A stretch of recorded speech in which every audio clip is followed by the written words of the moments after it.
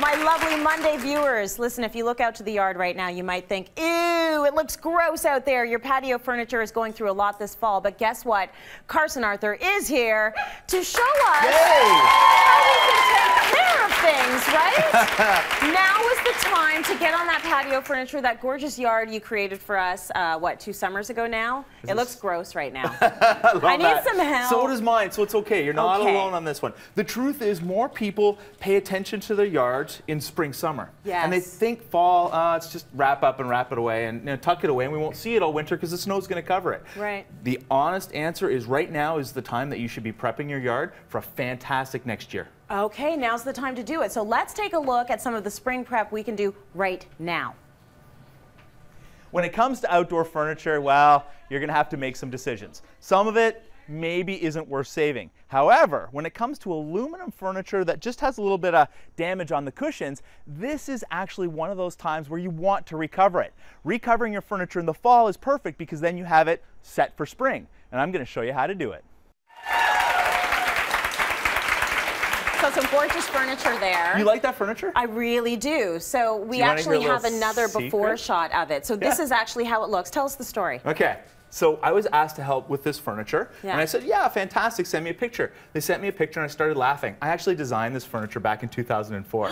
So this is my original set, yeah. That's so cool. Yeah, so I'm just happy that it lasted as many years as it did. Yay! No, it looks good, and it looks like a timeless design. So for sure, I can't believe that's 2000 what? That you designed it? Yeah. Unbelievable. Yeah, so it's kind of hung around there. Yeah. But more and more people are actually looking at their patio furniture thinking, you know, I need to keep this set because it fits perfectly in my space. Oh, yeah. And I spent a lot of time trying to really find that. Now, you said we had a picture of it before. Yeah. There's a big, long, linear couch, but that was a sectional that could actually be taken apart and changed into components. Right. Okay, so that's what made that one particularly nice. Now, it is aluminum furniture. Aluminum furniture lasts significantly longer than steel in the outdoor space because it doesn't rust. Right. However, good stuff. In this case, it started to go. It's been about 10 years, so you know, it's starting to go. So here's an example of what aluminum looks like when it starts to rust. It will rust at the bottom. And what happens is the little feet, the little plastic feet, and hopefully you can see that there, those feet hold the moisture against the actual metal, which starts the rusting process. Okay. So to fix that, what we did, as you can see here,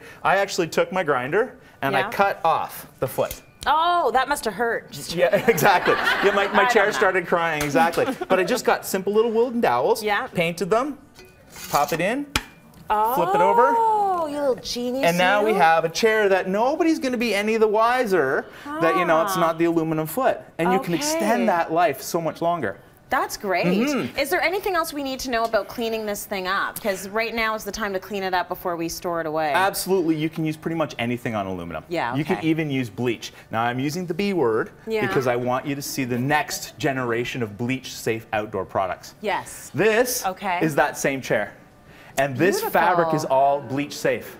Really? Yeah, this is some of the new lines from Sunbrella. Now I was able to go and source this from JF Fabrics, and this is what new outdoor fabric looks like. Isn't that fantastic? That is beautiful. Now I can't take credit for sewing these cushions because you know that just didn't happen. So what I did was I took all the cushions for my set to an actual seamstress. So Switch Studios, Stacy, I think you've met her before. She did all the work for me. But what she did is she said, "What kind of fabric do you want to use?" I sourced the fabric, picked it out, hand picked it out so that it would match, you know, some of the detail in the back. Nice. Got it. She did this all for me, and it took her about 3 days.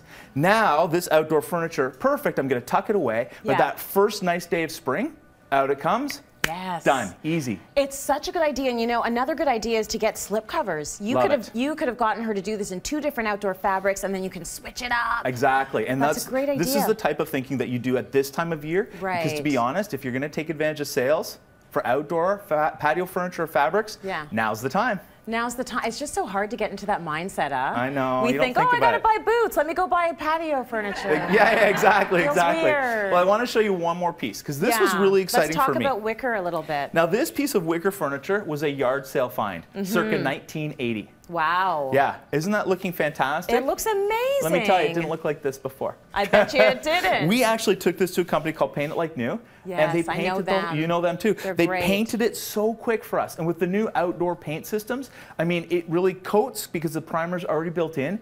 If you didn't want to pay for that, you could take it and get it done yourself. This was a garage sale find that looks like so expensive now. And wicker, let me tell you, is getting more and more expensive as the years go by, because the detail that it takes to really create this kind of effect, you're paying for it. So it's so much less expensive to go and find it at a yard sale, have it painted, be done. Very nice. Okay, we've got other shots of this furniture looking really good in its space, and it's just, you know, a paint job can do wonders. Take a look at how that looks. We mix and match the colors. So there's some of the light color that you can see, and I kept it neutral because I wanted the cushions, when we add the cushions to this piece, to really pop. I didn't want the chair to be the focal point in the space per se. Now, it looks great, it looks expensive. That's the key here. And again, yard sale find that we painted.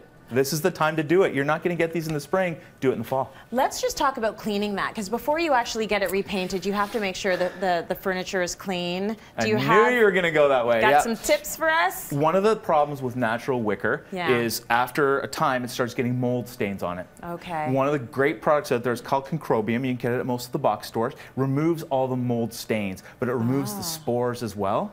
If the spores are gone, it won't keep coming back. With the new outdoor paints, especially if they have the primer mixed in, you're coating right over the top of it. The spores are dead, so you don't have to worry about that anymore. They disappear. You don't have to deal with it. Then when it comes to cleaning it, simple soap and water. Okay, so now let me use you for my own personal reasons. Here we go, So the furniture that I have in my backyard, that basket weave wicker, so many people have that. It's really hot on the market. How do you clean that? It's a plastic resin. It's plastic resin. So it's not real wicker. It's made to look like that, plastic resin. You can use soap and water. You can't use chemicals on that. If you start using chemicals on it, or if you use a hot water, you can actually stretch the actual fibers.